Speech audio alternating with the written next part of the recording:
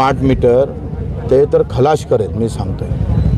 ते फक्त त्या ज्यानं ते लावलं त्या कंपनीनं प्रचंड पैसा गोळा करणार आहे. प्रचंड करप्शन आहे.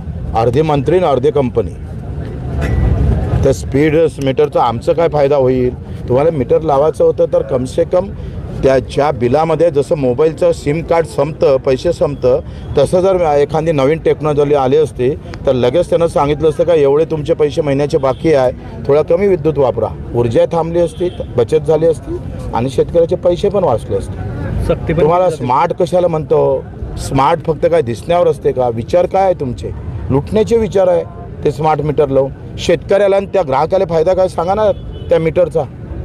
एक फायदा सांगता येईल यांना, पण मीटरचा लावण्याचा ठेका किती रुपयामध्ये गेला, त्याचं कमिशन किती भेटलं हे विचारा थोडं. आहे वीज दर शुल्क वाढवलंय आता कुठेतरी 35 पैशापासून 95 पैशांपर्यंत जे आहे इंधन समायोजन वाढवलंय.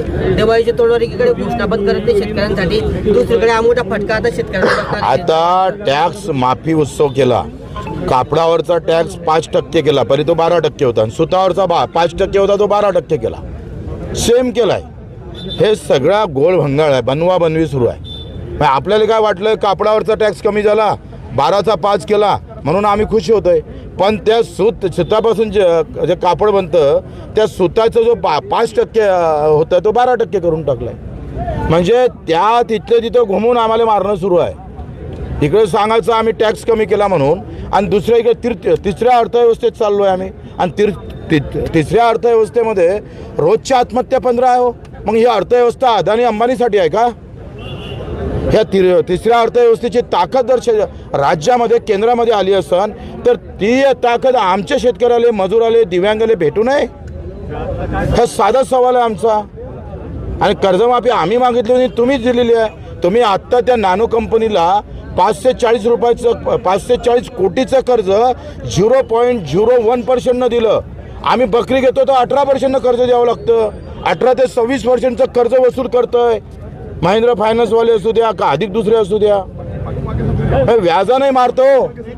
काय सवलत दिली सांगा ना तुम्ही आम्हाला शेतीसाठी? तुमच्या युरियाचे भाव वाढले आणि सबसिडी तिप्पट वाढवली. 2021 मध्ये सबसिडी 1700 होती, आता ते 15,000 केली. हे सगळं घोडबंगाल आहे, लुटाचं आहे आम्हाला. फक्त शुकर मागा, नेपाळ होत नाही. अरे भाऊ आता एकीकडे बच्चू भाऊ आज अमित शहा जे आहेत केंद्राचे गृहमंत्री जे आहेत ते आज महाराष्ट्राच्या दौऱ्यावर आहेत. शेतकऱ्यांचा मेळावा ते शिर्डीमध्ये घेणार आहेत. शेतकऱ्यांना मोठ्या अपेक्षा आहे केंद्र सरकारकडून. काय वाटतं तुम्हाला, घोषणा होईल का? घोषणा काय करणार आहे तुम्ही सांगा? 25 आता जी घोषणा केली हमी भावाची ते 26-27 साठी केली. मग तिथे घोषणा करू शकले नाही. घोषणा करायला तर दिल्लीहूनही करता आले असते. आज आम्हाला शेतकऱ्याला गरज आहे. तुम्ही सांगत होतं 50% नफा धरून भाव देणार, हे मोदीजीनं सांगितलं होतं. कुठं 50% धरून भाव भेटतोय? 15% सुद्धा भाव धरून म्हणजे नफा धरून भाव भेटत नाही. तर आता त्यांच्याकडून काय अपेक्षा आहे? त्यांनी एकतर जाहीर केलं पाहिजे केंद्रातून, जसं मनमोहन सिंग सरकारनं 82,000 कोटीची कर्जमाफी केली होती तशी कर्जमाफी त्यांनी घोषणा करावी. देशातल्या शेतकऱ्याची कर्जमाफी करावी. पंजाबला महाराष्ट्राला का देत नाही असं वाटतं तुम्हाला? ते महाराष्ट्रातला जे मुख्यमंत्री आहे त्या राज्यानं पैसे टाकलेले आहे.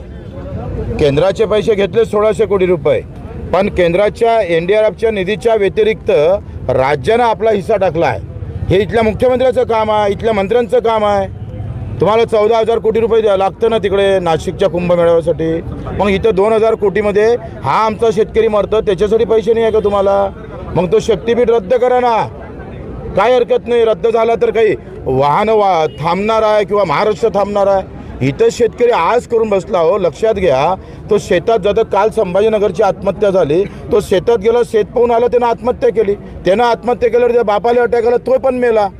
कारण तो शेती पाहून आल्यानंतर सरकारच्या तोंडाकडे पाहतं, सरकारचं तोंड बोलायलाच तयार नाही आहे. यावेळेस दिलासा द्यायचं काम आहे. काय द्यायचं असेल तर द्या, पण वाईट ते बोलू नका ना. आमचे मुख्यमंत्री शेतकऱ्याला म्हणता तुम्ही राजकारण करताय. अरे राजकारण लोक राजकारण नाही करत तर काय करणार तुम्ही? ते अजितदादा म्हणते पैशाचं सोंग करता येत नाही. तुम्हाला बोलताना सुद्धा दिलासा देण्याची ताकद ठेवत नाही शेतकऱ्याला. पैसे द्यान तेव्हा द्यान, पण बोलणं तर चांगलं ठेवलं पाहिजे का नाही? तो आज कुठल्या अवस्थेत आहे शेतकरी तुम्ही सांगा. एका इकडे अतिवृष्टीनं मेला आणि दुसरीकडे भावानं मेला. काय भाव आहे कापसाचे विचारा त्या अमित शहाला. आता येतं तर 6,500 रुपये. आणि का बोलावला तुम्ही विदेशातला कापूस? लाज नाही वाटली का तेव्हा? विदेशातला कापूस बोलावत असताना आमच्या कापूस उत्पादक शेतकऱ्यावर काय परिणाम होईल हे पाहायचं नाही. आणि शेपटी हलवायची ट्रम्पच्या समोर आणि इथं येऊन सभा घ्यायचा आणि मेळावा घ्यायचा. आज एकनाथ शिंदे पण तुम्हाला कुठेतरी पाठिंबा द्यायला कमी ना काय गरज नाही ना आम्हाला. कोणाच्या पाठिंब्याची काय गरज आहे? आम्ही गुवाहाटी गेलो म्हणून मंत्रालय स्थापन झालं.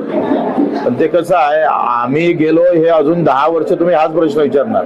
ह्या उद्धव साहेबाला तुम्ही विचारणार नाही, अजित पवारला हे विचारणार नाही, देवेंद्र फडणवीसला विचारायची तुमची ताकद नाही.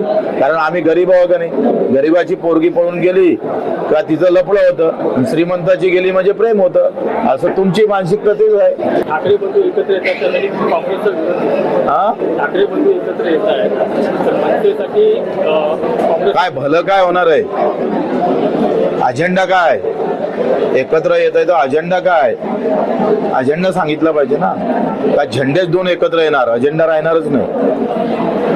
भाजपचा महापौर सगळीकडे बसेल असं सगळीकडे वक्तव्य केलं जातं. मुंबई असेल, नवी मुंबई असेल, आता ईव्हीएम मशीन आहे तर बसच. भाजपचाच महापौर बसेल. मशीनच त्याची आहे मताची. या स्थानिक स्वराज्य निवडणुका सुद्धा मशीनचे जोर असं वाटतं. म्हणूनच तो बिंदास आहे ना.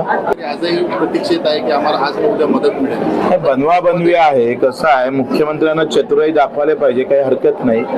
पण जे राजकारणात आपण वागतो तसं शेतकऱ्यासोबत वागू नये एवढंच म्हणणं आहे. एकीकडे अजित पवार, एकनाथ शिंदे 5,000, 10,000, 15,000ची अशी मदत पाठवतात. 50 आणि 60,000ची मदतची मागणी होत असताना सुद्धा ही मदत पूर्ण होऊ शकत नाही. त्यांच्या मागणीची दखल घेत नाही. शेतकरी किंवा मजूर असेल, जो कष्टकरी आहे ना, ते दखल पात्र नाहीये तसं पाहिलं तर.